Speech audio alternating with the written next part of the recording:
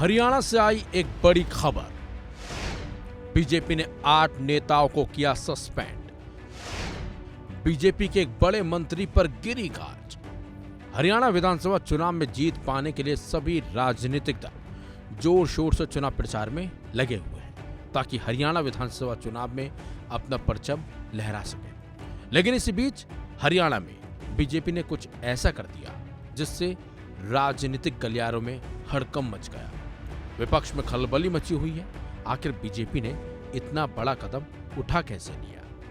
चलिए अब आपको बताते हैं कि आखिर चुनाव से कुछ दिन पहले ही बीजेपी ने क्या कुछ करा अपने नेताओं के साथ और किस तरह का बड़ा एक्शन डाला अपने ही नेताओं पर। जानकारी के मुताबिक हरियाणा में विधानसभा चुनाव के बीच भारतीय जनता पार्टी ने 8 नेताओं को पार्टी से निकाल दिया है, जिसमें पूर्व मंत्री रणजीत चौटाला और पूर्व विधायक देवेंद्र कादियान का नाम भी शामिल है। इन सभी नेताओं पर पार्टी से बगावत कर पार्टी के उम्मीदवारों के खिलाफ चुनाव लड़ने की अनुशासनहीनता के बाद कार्रवाई की गई है। 8 बागी नेताओं पर कार्रवाई के बारे में जानकारी देते हुए हरियाणा बीजेपी के प्रदेश अध्यक्ष मोहनलाल बड़ौली ने निर्दलीय प्रत्याशी के तौर पर विधानसभा चुनाव लड़ रहे पार्टी के कार्यकर्ताओं को तुरंत प्रभाव से पार्टी से 6 साल के लिए निष्कासित कर दिया।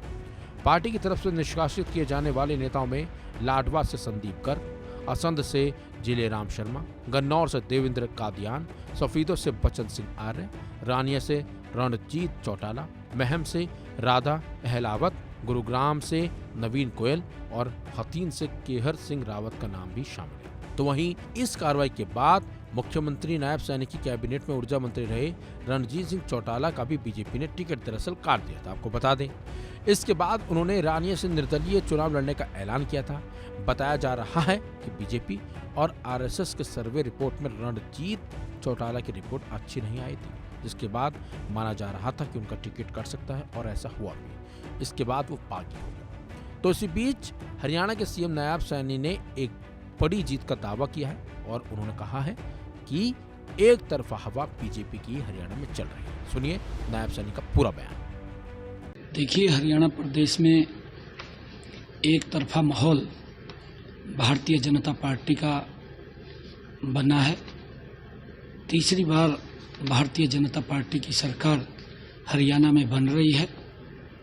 कांग्रेस बहुत बुरे तरीके से पिछड़ चुकी है। दुर्भाग्यपूर्ण है, कांग्रेस का कोई भी बड़ा नेता अब तक प्रचार में नहीं आया है।